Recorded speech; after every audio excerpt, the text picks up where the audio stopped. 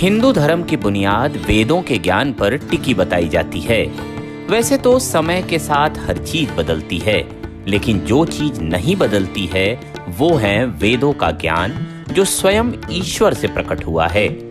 अभी तक हमने वेद के बारे में बताया, साथ ही ऋग्वेद पर भी संक्षिप्त जानकारी आपको पिछले वीडियो में दी। इस वीडियो में आपको यजुर्वेद के बारे में जानकारी दे रहे हैं। यजुर्वेद, यजुष एवं वेद शब्दों की संधि से यजुर्वेद बना है। यज का अर्थ है समर्पण। हवन को भी समर्पण की क्रिया ही कहते हैं। जैसा कि इस वेद का नाम है, इसी को सार्थक करते हुए इसमें हमें यज्ञ, हवन के नियम और तौर तरीके मिलते हैं। यह वेद मुख्यतः यज्ञ करने की सही प्रक्रिया और उसके बारे में बताता है। इसी कारण इसे कर्मकांड प्रधान ग्रंथ भी कहते हैं।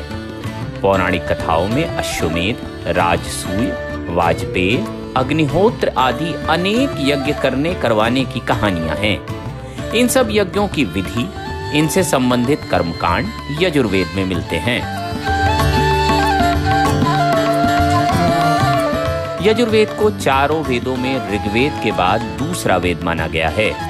मान्यता है कि ऋग्वेद और अथर्ववेद के मंत्र भी यजुर्वेद में मिलते हैं, लेकिन फिर भी इसे ऋग्वेद से अलग ग्रंथ माना जाता है।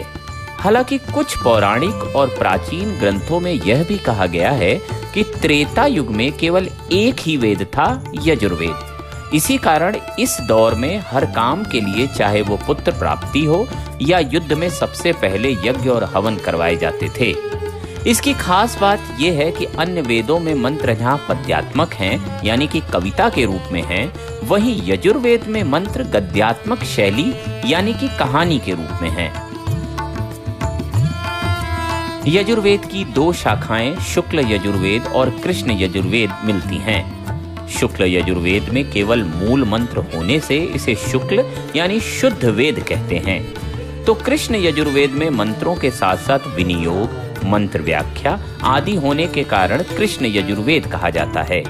शुक्ल यजुर्वेद की वर्तमान में दो शाखाएं वाजसनेय माध्यदिन संहिता और कान्व संहिता मौजूद है।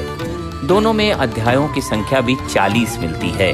कुछ विद्वान शुक्ल यजुर्वेद को कान्व, माध्यदिन, जाबाल, बुधेय, शाकेय, तापनीय, कापीस, पौड्रवहा, आवर्तिक, परमावर्तिक, पाराशरी, वैनेय, बौधेय एवं गालव, ये 15 शाखाएं बताते हैं।